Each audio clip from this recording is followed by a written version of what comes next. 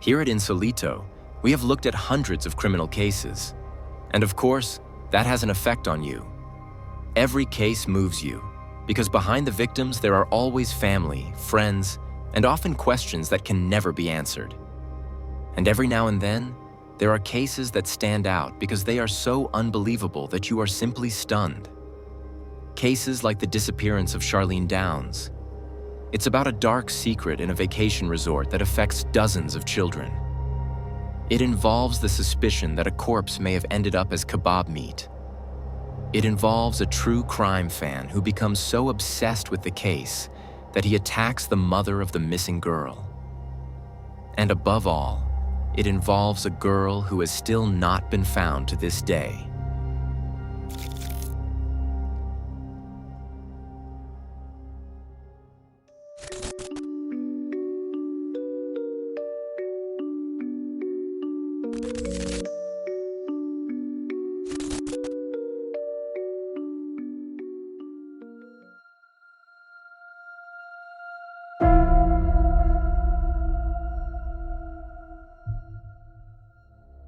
What is the first thing that comes to mind when you think of England or the United Kingdom?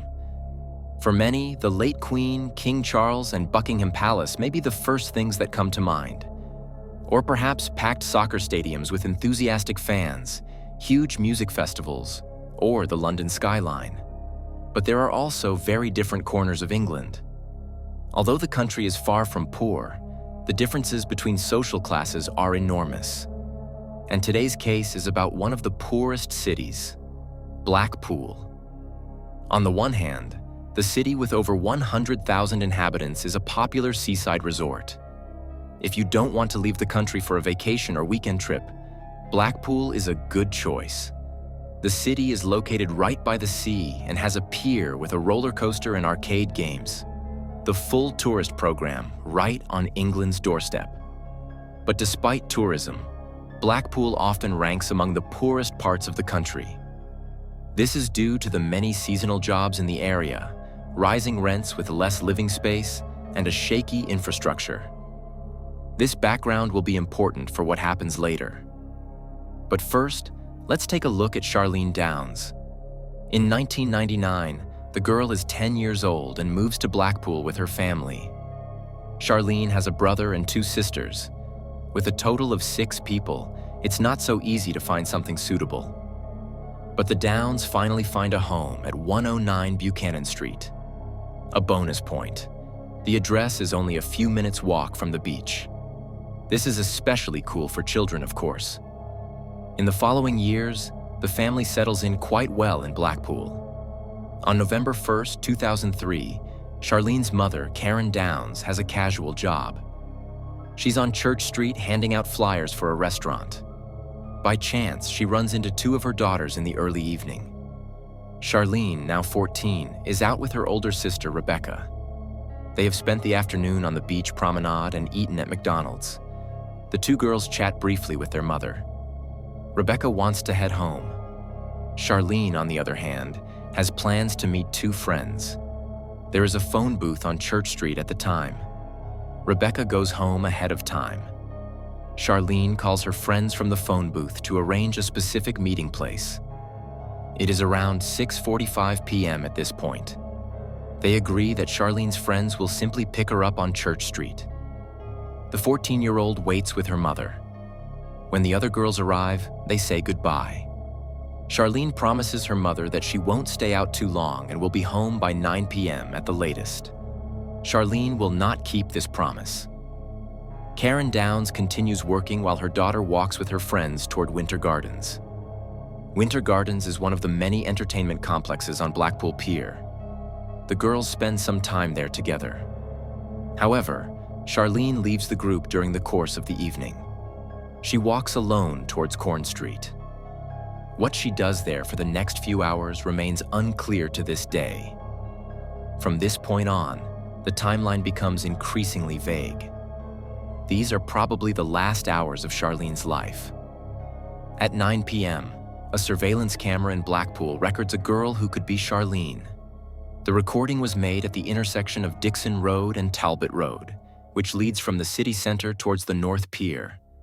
The girl who could be Charlene is not alone in the recording. She's accompanied by a woman who appears to be around 30 years old. Perhaps a little younger, perhaps a little older. She has blonde hair and is wearing a long coat. To this day, no one knows who this woman was or what she talked to Charlene about. At around 9:30 p.m., Charlene meets another friend named Tina and goes with her to the Carousel Bar on the North Pier. The North Pier is the section of beach closest to Charlene's home. The Downes children spend a lot of time there, and the Carousel Bar in particular is one of Charlene's favorite places. She and Tina stay there until around 11 p.m., when they lose sight of each other. Around this time, someone claims to have seen Charlene in a side street near Abingdon Street. There is no normal car or pedestrian traffic on this street. It is mainly lined with the backyards of various small shops and fast food restaurants. And it is on this side street that Charlene Downes' trail disappears. She will never be seen again.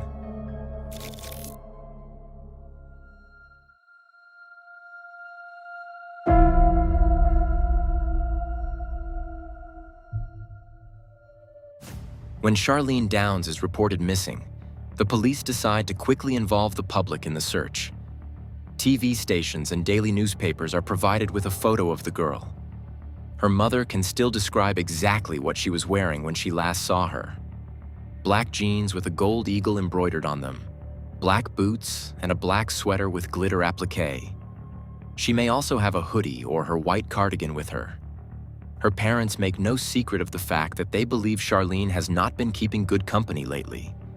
Some of Charlene's friends were therefore not even allowed to visit the Downes at home. And of course, her parents also told her that she should no longer meet up with them. But on the one hand, Charlene is just a teenager who wants to experiment, and on the other hand, that's easier said than done in Blackpool. A significant part of the social lives takes place outside, not in their family homes. This is even more true in Blackpool than in other cities. Blackpool has a huge tourist beach area with amusement arcades, arcade games, roller coasters, and everything else that attracts teenagers. And it's impossible to control who your own children hang out with during the day, especially since Charlene regularly skipped school and even received a reprimand in 2002. Most recently, she was suspended from school. This meant that she spent even more time outside than before. Her parents, Karen and Robert, say that Charlene simply went astray. They cannot explain why, but they think it's possible that their daughter disappeared because of her questionable acquaintances. The fact that parents of missing children admit this honestly is not only transparent, but also very important for the investigation. While this is worrying, it also means that there are leads for the investigation, and above all, hope. Maybe Charlene is just staying at someone's house of her own free will and she's fine. So the police start by asking around in Charlene's circle of friends. However, this proves to be more difficult than expected, because somehow the statements are a big mess. Everyone says something different, no one is really specific. And perhaps at this point, the police already suspect that this is about more than just a missing girl. Because in Blackpool, there is a well-kept and at the same time open secret that the investigators have unwittingly uncovered. In the course of the investigation, more than 3,000 people are interviewed. Even for a high-profile missing person case, that is a very high number of interviews. And that is mainly because Charlene had already fallen victim to a huge system before her disappearance. Charlene's bad company, which her parents were so worried about, ran deeper than they thought. And Charlene wasn't the only one. Let's take a step back here. When you're a teenager, you're in a transitional phase. On the one hand, you may long for adulthood or what you imagine it to be. On the other hand, you are still a teenager. Your pocket money is limited, and even with a part-time job, you can only go so far. You want to do things with friends, grab a burger now and then, or buy new clothes. And sure, maybe you want to try cigarettes or alcohol. Some teenagers may simply be patient. Others find ways to get what they want. What may seem like a harmless exchange to a teenager can be systematic. And above all, it can quickly become dangerous. As the investigation into Charlene's disappearance reveals, there was a huge system in place in Blackpool in the early 2000s. Local entrepreneurs provide teenagers with what they want: a little money, alcohol, a portion of fries. The teenagers are then pressured into providing something in return. As you may already suspect, this involves favors. The police even speak of a child epidemic in Blackpool. Several employees from a total of 11 takeaway shops in Blackpool are said to have systematically befriended girls from the city. These men systematically engaged the girls in conversation and identified their needs. If the girls wanted something, the men bought it for them, provided they became intimate with the men in return. This is how the girls became known among the employees of the takeaway shops, and vice versa. And Charlene was one of these girls. 3 months before her disappearance in August 2003, Charlene drove from Blackpool to a rest stop in Blackburn with another girl and several men. The men had met the girls in one of the takeaway shops in Blackpool. From the rest stop, Charlene went into an alley with one of the men and returned an hour later. Back in Blackpool, she was given an envelope. When her friend asked what was in the envelope, Charlene said, "I got that for what I did in Blackburn." The week before she disappeared, Charlene traveled to Manchester with another adult man from this circle. That same week, a witness saw Charlene being given £40 by a man. This man was described as a compulsive, perverted pet who lives in a shabby apartment and possesses all kinds of pornographic material. Charlene and her friend were not the only girls who fell victim to this scam. The police estimate that a total of 60 girls in Blackpool were systematically sexually exploited by takeaway shop owners and employees. And this went on for years. The number of unreported cases could therefore be even higher. This also means that there are now suddenly numerous possible suspects in the case of Charlene Downes. The problem is that no one can be proven guilty. Many of the young people are presumably afraid to make statements to the police. There is no concrete evidence that any of the men may have murdered Charlene. Although the case is covered in the British media from time to time, public interest wanes after the initial headlines. Initially, there are no concrete leads and no publicly known suspects. And as with so many stories of this kind, this one also sadly fades into oblivion. Until 3 years later, when the case suddenly takes a turn, with unexpected consequences.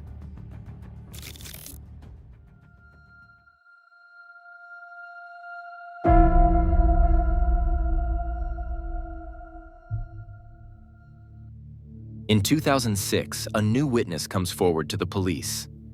His name is David Cassidy, and he is responsible for ensuring that the many slot machines and pinball machines in Blackpool are working and are serviced when necessary. This means he gets around the city a lot, not only at Blackpool Pier, but also in the city's numerous takeaway shops. David claims he heard rumors that 2 operators of a kebab shop had something to do with Charlene's disappearance: Mohammed Ravici and Iyad al-Batiki. The men work at the Funny Boys kebab shop on Dixon Road. This is where a girl bearing a strong resemblance to Charlene was filmed at around 9 p.m. David claims to have heard from Iyad's brother that he saw Mohammed with Charlene. Namely, in Mohammed's own house, or rather bed, with 2 other girls whose names are unknown. Both Mohammed and Iyad allegedly abused Charlene several times. However, she wanted to go to the police and tell them about it. Fearing this, the 2 men then murdered her. At least schematically, this fits with the events surrounding Blackpool.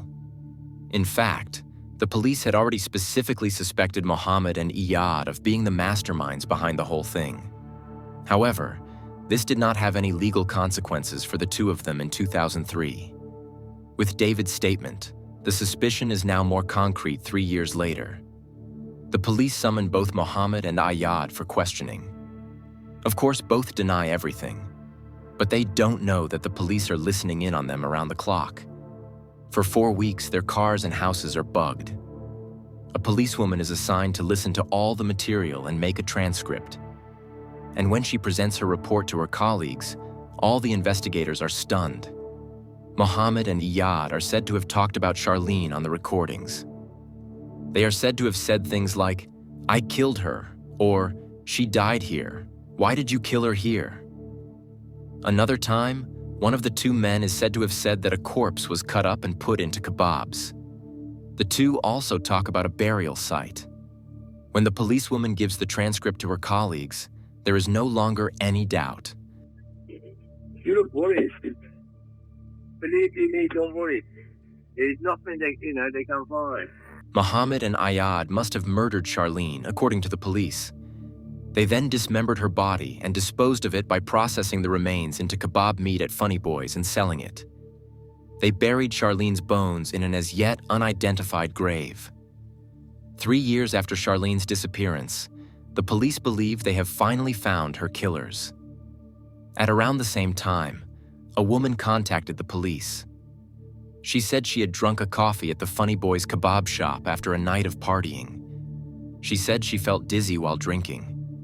When she came to, she woke up in the apartment above the kebab shop. Her clothes were gone. She couldn't remember anything that had happened in the meantime. The apartment belonged to Iyad at the time, and the police assumed that he spiked the woman's coffee with drugs and then abused her there. However, the woman decides against filing a formal complaint, so the investigation is dropped. There are also other allegations against Mohammed. Over the years, he has repeatedly taken in foster children. One of the girls who lived with Mohammed for a time later accused him of abuse. Another former foster daughter who was questioned by the police stated that she had not had any such experiences with Mohammed. Nevertheless, the police compiled a total of 10 different incidents in which Mohammed allegedly behaved inappropriately toward girls. He touched these girls and bought them gifts to see how far he could get with them. And at least one witness said he saw Charlene working behind the bar at Funny Boys. This is despite the fact that both men claimed not to know Charlene. The allegations, combined with the wiretap transcripts, are enough to arrest both men. They are now accused of multiple counts of abuse and the murder of Charlene Downes. The police are also searching Mohammed and Iyad's apartment as part of the investigation. But 3 years have passed since Charlene's disappearance. So it is hardly surprising that no traces of a crime are found. Both houses are very clean and well maintained. At Mohammed's house, all the floors and baseboards have been recently replaced. The police therefore tear everything out to search for microscopic traces. However, they are unsuccessful. No forensic evidence of Charlene is found at either Mohammed's or Iyad's house. Nevertheless, the decision is made to press charges. The allegations are very specific, based on the audio transcripts. So specific, in fact, that the indictment even states that Charlene's body was processed into kebab meat and sold to the public. However, right at the start of the trial, a very specific problem with the audio recordings becomes apparent. The quality of the wiretapping was miserable. So miserable that the defense makes a valid point. It is difficult to understand what is being said on the recordings. The sound quality is poor. In addition, Mohammed and Ayad speak with strong accents and use unusual speech patterns. English is not their native language, and the transcripts are not as clear-cut as they were initially presented. In cases like this, it is important that the person evaluating the audio recordings has no knowledge of the case in question. Otherwise, there is a risk of hearing what one wants to hear. In this case, however, the police officer in charge knew what Mohammed and Iyad were accused of. And that unfortunately makes her interpretation even less reliable. When the recordings are examined again, an audio forensic expert discovers major flaws in the transcript.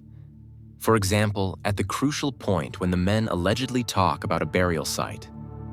However, the audio expert is certain that what is being said is something else, as there are too few syllables. Rather, it sounds as if Mohammed is saying that he will drive to Paul's apartment later. Burial place and Paul's place sound very similar in this case. And that is exactly what he did on the day this conversation was recorded. He drove to a friend named Paul. At another point, where one of the two allegedly says he murdered Charlene, the audio forensic expert hears the exact opposite, that he says he did not kill Charlene. The police officer who transcribed the wiretapped conversations was not an audio forensic expert herself. What's more, she was assigned to the case and knew, so to speak, what the police had to look for in order to bring Mohammed and Iyad to trial.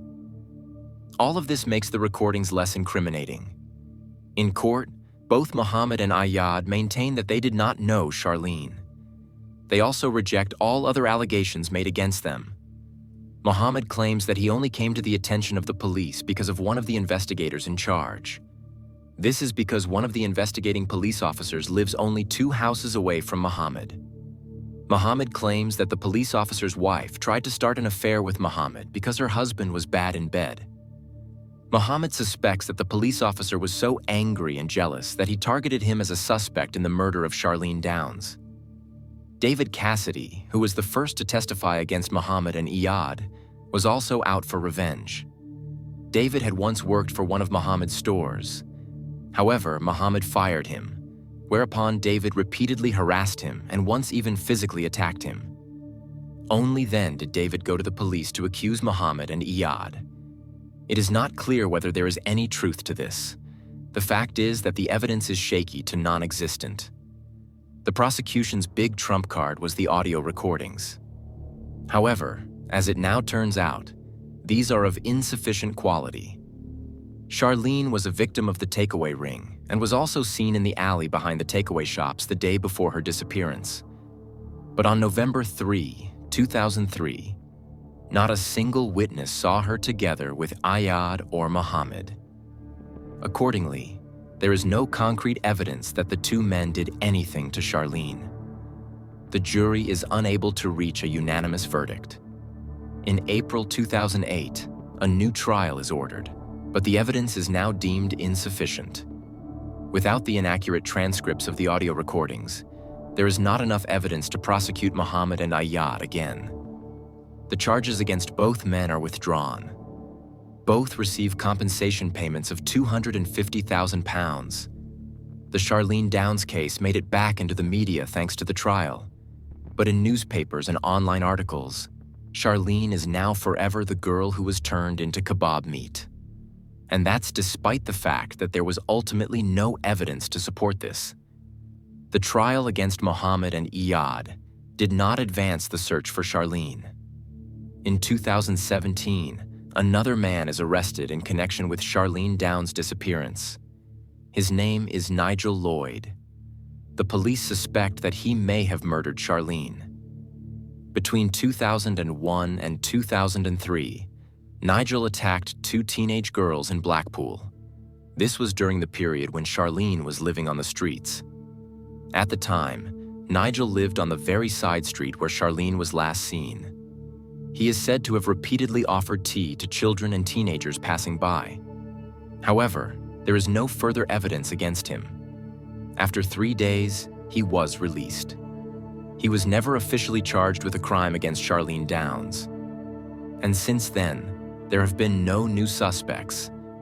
Instead, there have been revelations. Some of them are curious, others simply terrible. Opinions differ as to how they are related to Charlene's disappearance. But sometimes it can be worthwhile to look at the big picture, especially when many people prefer to look away.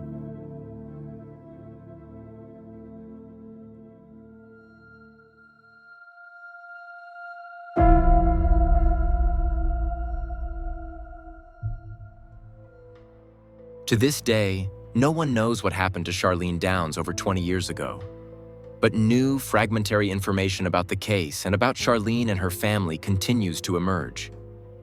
In this chapter, I summarize these new findings chronologically. Some of them will most likely not be directly related to Charlene's disappearance itself. But they are important in order to understand why a child like Charlene could have ended up in the Blackpool ring in the first place. What is said is not intended to frame or defame anyone in any way. But I also don't want to withhold any information from you. A week after the planned trial of Mohammed and Iyad, another violent incident occurs in Charlene's family. Mother Karen inflicts superficial stab wounds on Father Robert with a kitchen knife. The two had been arguing. During the argument, Karen attacked her husband with a knife. He decides not to take legal action. Robert says he realizes that he provoked his wife. During the argument, He is said to have said that it would be better if Charlene were dead. This made Karen so angry that she grabbed a knife. Nevertheless, the two are still married today. Even though Karen has said publicly on several occasions that she would only stay with Robert out of consideration for him. A few years later, Karen herself becomes the victim of a knife attack. Mark Bailey, a 27-year-old New Zealander at the time, took an interest in the Charlene Downes case. He read up on it online and became fascinated by it. Mark then traveled to Blackpool to meet with Charlene's mother, Karen. Mark is said to have initially stalked Karen in Blackpool. He was also convicted twice for attacking her in the street. In 2013, he was charged with attacking Karen with a knife. He is said to have told her he would cut her up. But when Mark ended up in court for the third time for assaulting Karen, she suddenly stood up for him.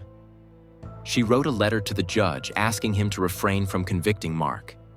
She said that she and Mark had been having an affair for some time, and that Mark was actually a very kind, quiet man.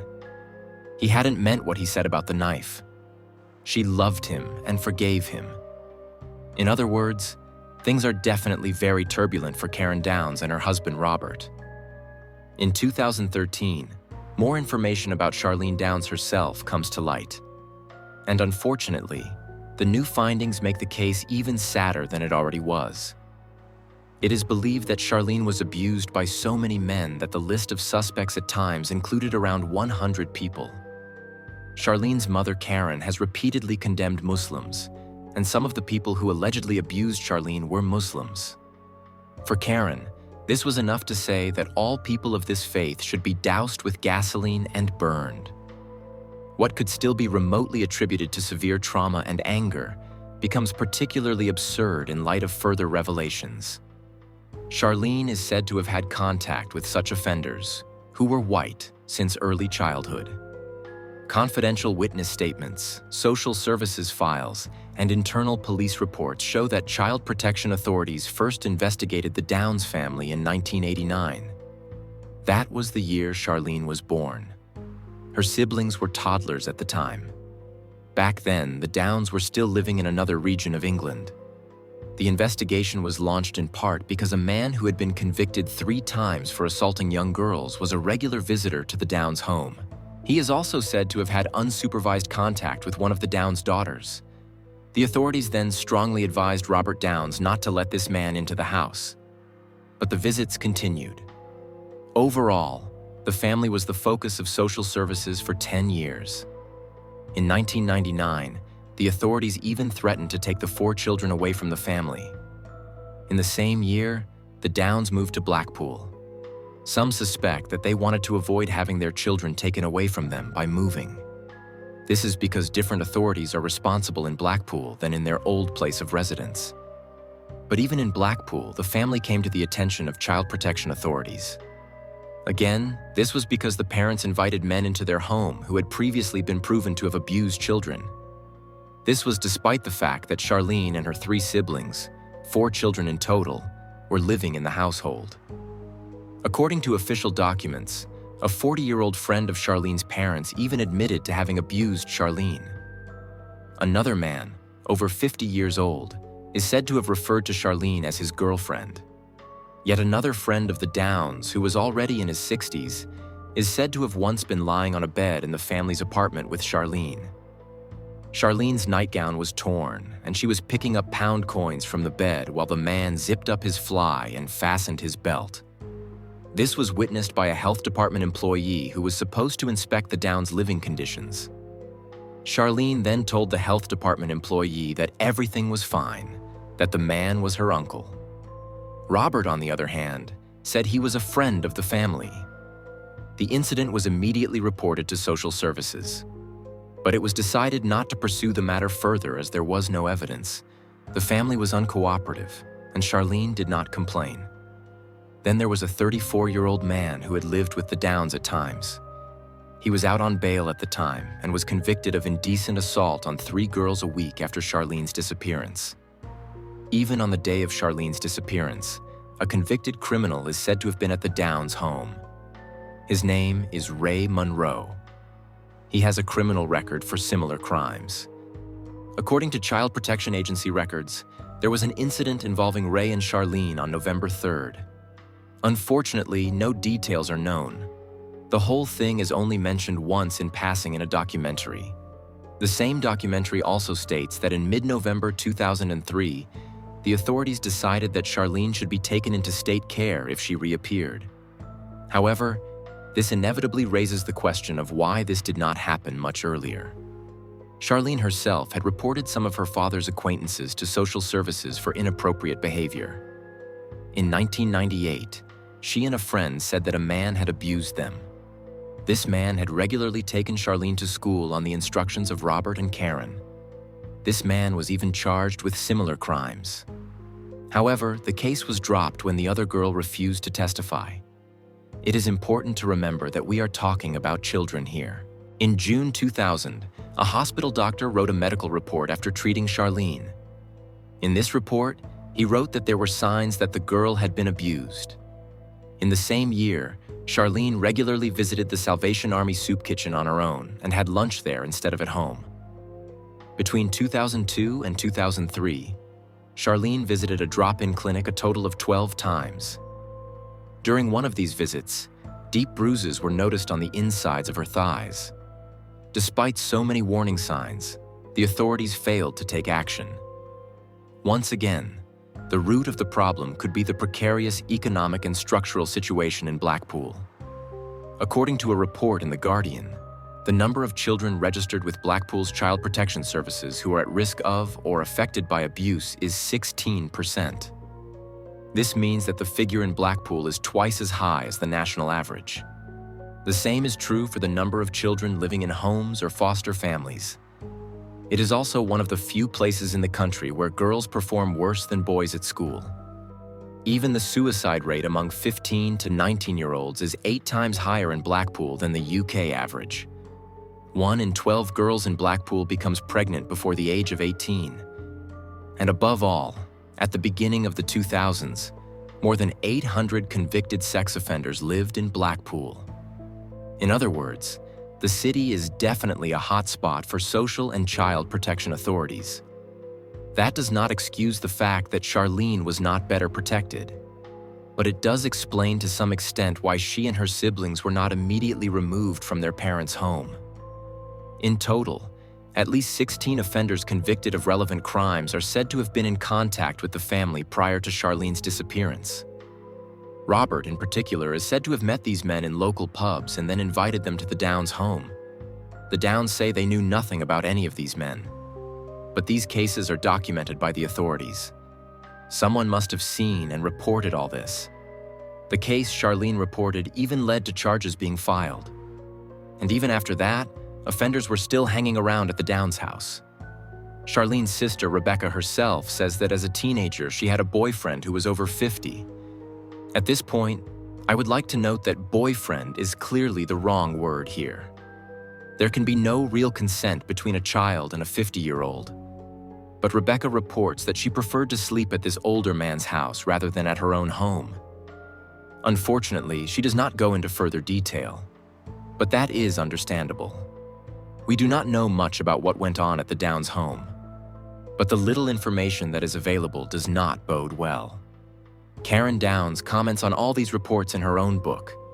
She says that none of it is true. Karen writes, "I had no idea where he got his information from, but it was wrong. Some of it was completely fabricated. Some of it was distorted. Bob certainly had friends around. He often had a buddy from the pub visiting, and occasionally they would sleep on the couch if they had drunk too much. We didn't check their backgrounds. I never thought it was necessary. They were people from the neighborhood. In any case, they had nothing to do with Charlene or any of my children." Although Karen denies the allegations of neglect, her and Robert's reputation has definitely been damaged. The accusation that the two knowingly invited sex offenders into their home for years, even though there were 4 children in the house, persists. In addition, a 2019 documentary reveals that Karen Downes lied about the time she called the police. Until then, it was assumed that Karen had contacted the police immediately after Charlene's disappearance.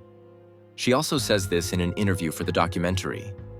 She emphasizes that she called the police on Sunday, the day after Charlene's disappearance. However, she was told to wait another 24 hours. The documentary also plays a recording of the call. This call was made on Monday. The employee who answers the call even asks Karen why she is only reporting it now. Karen waves it off and says she thought Charlene would come back. She herself knew that she should have called earlier. There is no mention of a call the day before in which she was told to wait. All this does not necessarily mean that Karen and Robert themselves had anything to do with their daughter's disappearance. I do not want to imply that at all. But when you look at the information available, the question arises as to why Charlene was not better protected. At the latest after her expulsion from school, she no longer seems to have had a safe environment. Outside, she was hanging out with the wrong crowd. At home, there were other wrong people, presumably guests of her parents. To this day, it is not known for certain who is responsible for Charlene's disappearance. But it is relatively clear who seems to have failed here. No one seems to have protected Charlene. She was a young, vulnerable girl who was apparently exposed to circumstances at home that are not appropriate for any child in the world. There were numerous warning signs. And this, too, can be a pattern that is learned when those affected are not cared for and do not work through their trauma. If Charlene was accustomed to being exposed to abusive behavior from childhood, how could she have properly assessed the danger of the takeaway ring? Affected children often lose the ability to recognize and protect their own boundaries. They have a great need for closeness and affection, which perpetrators can exploit. Or they have learned that they will simply be rewarded for these things. For example, with money, alcohol, or material things. Due to traumatic experiences, they are more vulnerable to adopting this as a pattern of behavior. These allegations and points can be found online in 2 articles in the British newspaper The Times.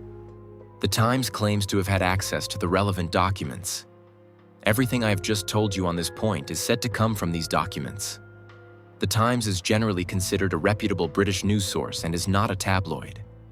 The newspaper is long established and considered slightly conservative.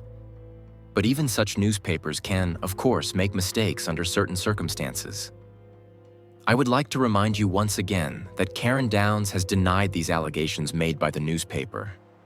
Relatively few other media outlets have picked up on these allegations, but the Times articles are still online, even now, years later, albeit behind a paywall. It's really difficult to find a neutral approach to this topic, but I wanted to tell you about these reports anyway, precisely because they seem to be important for understanding Charlene's background.